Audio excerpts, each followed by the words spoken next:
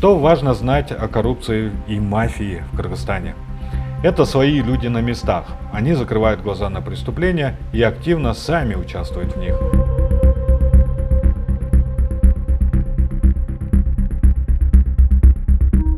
Отуз жылдан бери алмашылгыс кадр болуп келген чиновниктер жана депутаттар элдин акчасына байлык топтошту.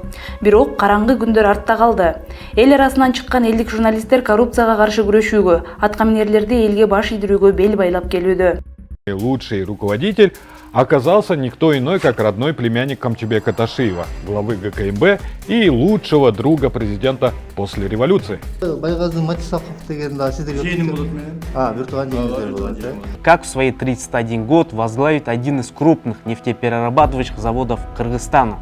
Заранее скажу, это родственник Камчыбека Ташиева. В этом выпуске мы озвучим имена земляков и родственников Садыра Джапарова, назначенных на новые должности после того, как он стал президентом. И что же получается? Компания дочери Тюменбаева выигрывает тендеры у фирмы Гознак, а уже эта компания выигрывает тендер на $500 миллиарда у госучреждения УНА, а Турузбек Тюменбаев там директор. Албетте бул демилге чиновниктерге жана саясатчыларга жаккан жок. Алгач журналисттерди шантаж кылууга, каралоого, кийинчерээк куугун туктап, сары изине чөп салып аңдый башташты.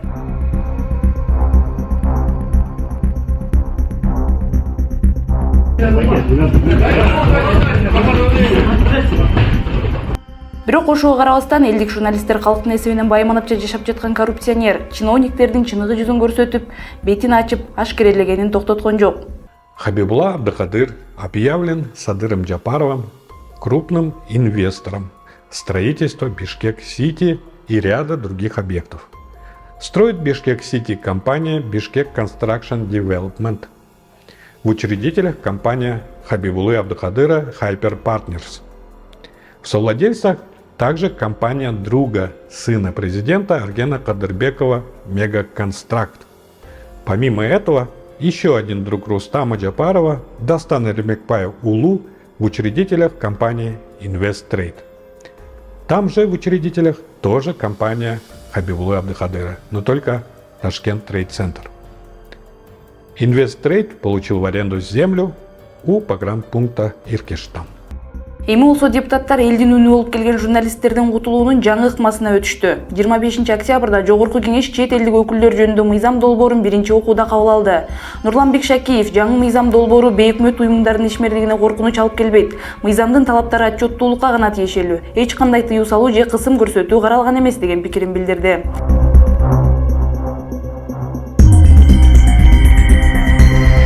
Бирок мыйзам чындап эле айтылгандай иштейби? Же биздин чиновниктер коррупциялык схемаларын элден жашыргысы келип жатабы? Бүгүнкү күндө бейөкмөт уюмдар бийликти коомдук көзөмөлдөөдө негизги роль ойношот. Коомдук көзөмөлдөөнүн натыйжасында чиновниктердин коррупция, бюджеттен акча урдоо сыяктуу мыйзам бузуулары аныкталып, иликтөөлөрдүн натыйжасында Райымбек Матраимовдукундай кылмыш иштеринин бети ачылган.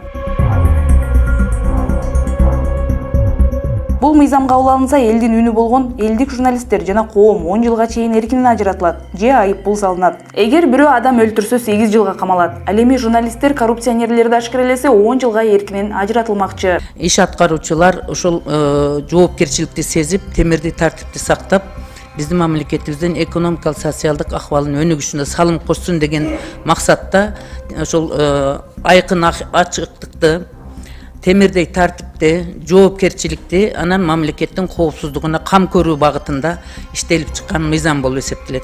Ошентип бул күрөштө дагы эл утулуп, коррупционерлер жеңүүчү болуп чыгабы? Сиздер менен Темир Афлаев жана Айтай ТС командасы болду.